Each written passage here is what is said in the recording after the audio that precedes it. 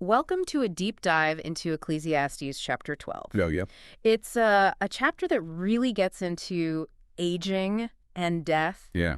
Head on, no punches pulled. Right. But we're using these excerpts from a commentary that really digs into those questions, but also, brings in this surprising connection to honoring your parents Yeah. and finding meaning in life. Interesting. It's interesting because, on the one hand, Ecclesiastes paints this pretty stark picture of what it's like to get old. Yeah. But then it kind of throws in this idea of honoring your parent, a concept that feels incredibly relevant. Yeah. Even thousands of years later. It's fascinating how those themes kind of intertwine. Right. You see, Ecclesiastes doesn't shy away from the realities of physical decline. Yeah. The imagery it uses is so vivid, it's almost like you're experiencing it firsthand. Okay, so let's jump right into that imagery. Okay. Ecclesiastes 12 opens with all these metaphors like keepers of the house trembling, grinders ceasing, and doors to the street closing. Right. It's not exactly summer. Not at all. It's a poetic yet unflinching portrayal of the body's vulnerability as we age.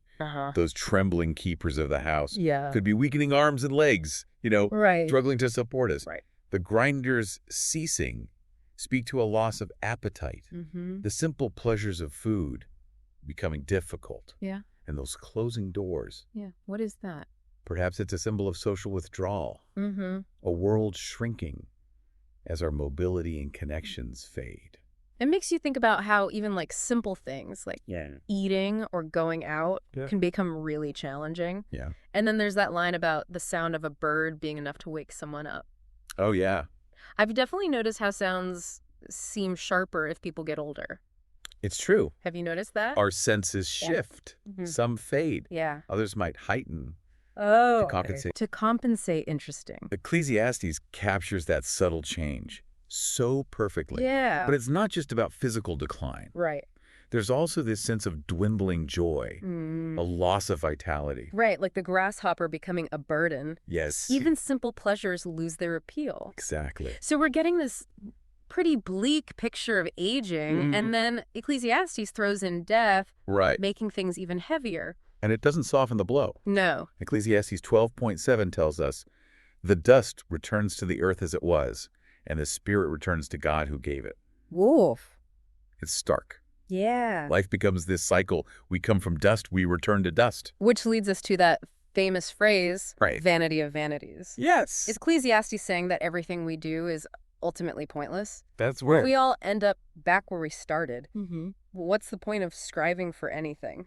That's where interpretation gets interesting. Okay. Vanity of vanities Yeah. doesn't necessarily mean everything is meaningless. Okay. Some scholars see it as a critique of chasing fleeting pleasures, Yeah. material wealth, things that don't last. So it's not about giving up on all ambition, Right. but maybe questioning what kind of ambition is truly worthwhile. Exactly. Yeah. If the things we value most are temporary, Yeah. then where do we find lasting meaning? That's the question. It's a question that haunts this entire chapter. And it seems like Ecclesiastes offers an answer. Okay. Even if it's a bit cryptic at first, there's that seemingly contradictory advice from the preacher of making many books there is no end, and much study wearies the body. Right. But then he concludes by saying, fear God and keep his commandments, for this is the duty of all mankind. I'm a little confused. Okay. Is he saying knowledge is bad? It's not a condemnation of knowledge itself, Okay. but rather a reminder that knowledge without purpose is like an endless maze. Okay. The key is connecting what we learn to a greater good. Yeah. And for the preacher, that greater good is rooted in Right. fearing God and keeping his commandments. Now that phrase, fearing God, can sound a bit intense. Yeah. What does that actually mean in a practical sense? Well, Is it about being terrified of divine punishment? not quite. Okay. It's more about recognizing something larger than ourselves, acknowledging a power and wisdom Yeah. beyond human comprehension. Right. It's about living with a sense of awe and humility, understanding that our actions have consequences that ripple beyond our immediate understanding. So it's less about trembling in fear and more about aligning our lives with a moral compass, a Yes, set of values that guide us towards something greater than ourselves. precisely. Okay. And for the preacher, those values are embodied in God's commandments. Okay. This is where it gets really interesting, because our source material brings in a powerful personal element. Yeah. The author reflects on the death of his father and his mother's declining health. Oh, wow. Experiences that forced him to grapple with these very questions about meaning and purpose. That personal connection must have hit hard. Yeah. It's one thing to ponder these ideas abstractly, but when you're facing the reality of loss and the fragility of life, it takes on a whole new dimension. Absolutely. Yeah. And for this author, that personal crisis led him to a profound realization. Okay. One connected to the Fifth Commandment. Right. Honor your father and your mother. The Fifth Commandment. That's about respecting your parents, right? Right. What does that have to do with finding meaning in the face of death and this whole idea of vanity of vanities? That's where the deep dive gets truly fascinating. Okay. What if honoring our parents, caring for them, cherishing their memory, is actually a way to push back against the fleeting nature of life? What if it's a path to creating something that endures, a legacy that extends beyond our individual lifespan? You're saying that by honoring our parents, we're not just fulfilling a familial duty, but we're actually tapping into a deeper source of meaning. Exactly. It's like we're creating something that transcends the cycle of dust to dust, spirit to God. Exactly. Okay. And it resonates with the work of Viktor Frankl, who found that even in the most horrific circumstances, those who could focus on something outside of themselves, something to live for, had a better chance of survival. So honoring our parents could be like our own personal man's search for meaning, providing a sense of purpose that helps us navigate the challenges of life and even the inevitability of death. That's a powerful way to put it. Yeah. And it opens up even more questions about how we define honoring and how this concept might apply to those beyond our immediate family. Right. But before we get too far ahead of ourselves. Okay. I have to admit my mind is swirling a bit. Really? We started with aging. Yeah. And now we're talking about finding meaning through honoring our parents. It's not the connection I would expected, but it's strangely compelling. It's one of those unexpected turns a deep dive takes you on. Yeah. But let's unpack this further. What does it actually mean to honor your parents? Right. It's more than just saying please and thank you. Right. It makes me think about those times. I've seen people caring for their aging parents. It's a lot of work, often thankless. Yeah. But there's this quiet dignity to it. Like they're saying, your life matters, and I'm here to help you through this stage. That's beautifully put. Yeah. It's about recognizing the sacrifices our parents made, the love they gave, and responding with care and respect, even when it's difficult. And you're suggesting that this act of honoring, this commitment can be a source of meaning in itself. Exactly. It kind of flips the script on that whole vanity of vanities thing. Exactly. It's like saying, yes, life is fleeting. Right. But the impact we have on each other, the love we share, that can create ripples that last far beyond our years. Okay, I'm starting to see the connection here. Yeah. But Ecclesiastes also emphasizes fearing God and keeping his commandments. Right. Does honoring our parents somehow tie into that as well?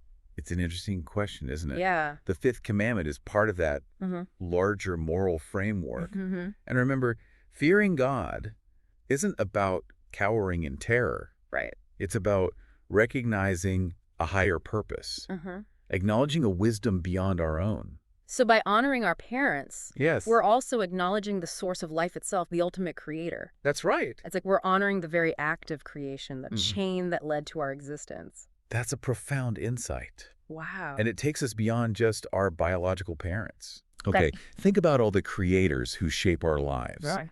Teachers who spark our curiosity, mentors who guide us, artists who inspire us, even the authors whose words touch our souls. Right. What if honoring them is also part of this equation?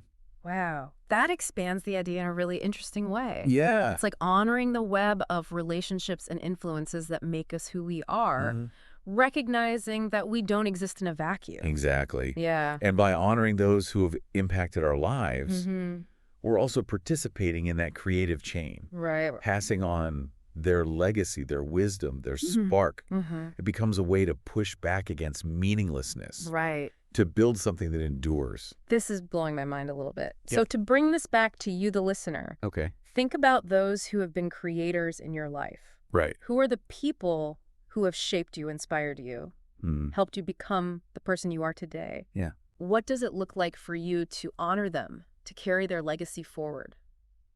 These are questions worth pondering. Yeah. And remember, honoring doesn't always require grand gestures. Right. Sometimes it's about simply remembering, carrying their lessons in your heart, letting their influence guide your actions. And it's not just about the past. Right. It's about becoming creators ourselves. Yes. Inspiring others, leaving our own mark on the world. Precisely. Yeah. It's about recognizing that we're all part of this interconnected tapestry of life, each thread contributing to the larger pattern. Okay, so we've explored aging, death, right? The search for meaning, honoring our parents, and even expanded that to include all the creators who have shaped us. Is there anything else we need to unpack from Ecclesiastes, or have we squeezed all the juice out of this chapter? We did touch on this idea of fearing God and keeping his commandments as the ultimate duty. Right. But what does that actually look like in practice? Is it about blind obedience to a set of rules? That's a great question, because if we're talking about honoring our creators in a broader sense, does that mean we need to blindly follow their every word? Right. Or is there room for questioning, for forging our own paths? I think that's where the concept of fearing God gets really nuanced. Okay. Remember, it's not about blind obedience. Right. It's about recognizing a wisdom that transcends our own limited perspective, a moral compass that points us toward what is right and good. So it's more about aligning ourselves with a set of values, Yeah. a way of being in the world that reflects that higher purpose. But what if those values clash with the values of our parents, our mentors, or even society at large? That's where the real challenge lies. Yeah. And it's a challenge Ecclesiastes doesn't shy away from. Right. The book grapples with the tension between human desires and divine will. The struggle to find meaning in a world where suffering and injustice are often present. It makes me think about those times. Yeah. When doing the right thing might mean going against what others expect of us. Right. How do we navigate those situations? Do we prioritize honoring our parents or following our own conscience? These are questions that have been debated for centuries. Right. And there are no easy answers. Yeah. But perhaps the key lies in finding a balance. Okay. A way to honor both our earthly creators and our ultimate creator, even when their values seem to clash. So it's not about choosing one over the other. Right. But finding a way to integrate those different influences, those competing voices, into our own unique understanding of what it means to live a meaningful life. That's a beautiful way to put it. Yeah. It's about recognizing that our journey is not a straight line, but a winding path full of challenges and opportunities for growth. Right. And along that path, we'll encounter different perspectives, different ideas about what is right and true. And it's up to each of us as individuals to discern what resonates with our deepest values, to forge our own path while still honoring the legacy of those who came before us. Right. It's a tall order, but it's also incredibly empowering. It is. Yeah. And it speaks to the enduring power of Ecclesiastes. Right. Even thousands of years later, it challenges us to wrestle with these big questions about life, death, and the search for meaning. And it reminds us that even in the face of hardship and uncertainty, there is hope. Hope that we can find purpose, that we can create something that endures. Right. That we can leave the world a little bit better than we found it. That's a beautiful sentiment. Yeah. And it brings us back to the idea of legacy. Okay. What kind of legacy do you want to leave behind? What will people remember you for? Those are big questions. They are. But they're the kind of questions that a deep dive is all about. It's not just about acquiring information. Right. It's about grappling with ideas, exploring different perspectives, and ultimately arriving at our own understanding of what it all means. And sometimes that understanding comes not through definitive answers, but through the process of questioning itself. So, dear listener, as we approach the final stage of this deep dive, take a moment to reflect on your own journey. What are the values that guide you? Who are the creators you want to honor? Right. And what kind of legacy do you hope to leave behind? Remember, the beauty of a deep dive is that the exploration doesn't end when the episode is over. It's just the beginning of a much larger journey.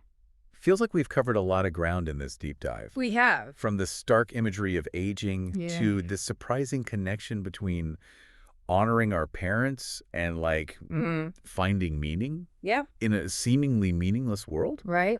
But I keep coming back to this idea of fearing God and keeping his commandments as the ultimate duty. It's a concept that feels both ancient and incredibly relevant today. It is fascinating how this idea bookends the chapter we've been exploring. It starts with a call to remember your Creator in your youth and ends with this emphasis on fearing God and keeping his commandments as the duty of all humankind. Yeah, it's like a framework for navigating life's complexities. Exactly. And we've talked about how fearing God isn't about being terrified, but more about recognizing a wisdom and power greater than ourselves. But what about those commandments? Are we talking about a strict set of rules we had to follow blindly?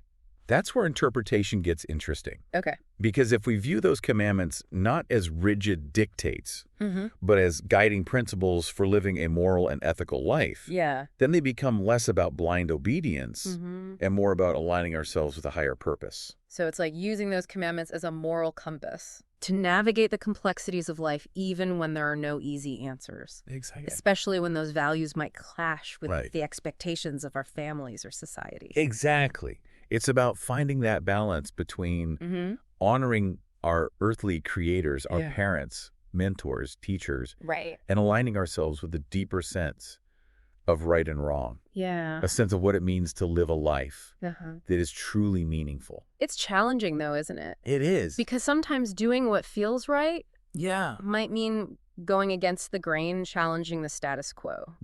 Even disappointing those we love and respect. It is a challenge. And Ecclesiastes doesn't sugarcoat that. The book is full of tension between human desires and divine will, between the allure of worldly pleasures and the search for something more enduring. But perhaps that tension is part of what makes this text so relatable, even thousands of years later. It's like Ecclesiastes is acknowledging that the search for meaning isn't always easy or straightforward. There are going to be bumps in the road, moments of doubt. Times when we question everything we thought we knew. And that's okay. It's through those moments of questioning, those wrestling matches with our beliefs and values, that we grow and evolve. It's how we come to our own understanding of what it means to fear God and live a life worthy of the gift we've been given. So if we were to distill everything we've discussed into a single takeaway, for you, the listener, what would it be? Well, what's the one thing we hope you walk away with from this deep dive? I think the key takeaway is this. even within the stark realities of aging and death that Ecclesiastes presents, there's a powerful invitation to find meaning and purpose. Okay. And that purpose can be found, at least in part, through honoring our parents, both literally and metaphorically. And not just by blindly following their every word, but by reflecting on their lessons, carrying their legacy forward, and ultimately using those experiences to shape our own unique understanding of what it means to live a good and meaningful life. It's about recognizing that we are part of something larger than ourselves. A chain of creation and influence that stretches back generations and will continue long after we are gone. Wow. And within that chain, we have the power to choose how we will contribute, how we will leave our mark on the world. So as we wrap up this deep dive, we leave you with one final question to ponder. All right. What does it mean for you to honor your creators? Who are the people who have shaped you? What are the values they instilled in you? And how can you, in turn, become a source of inspiration and meaning for others? Good stuff. Keep diving deeper, friends. We'll see you next time on The Deep Dive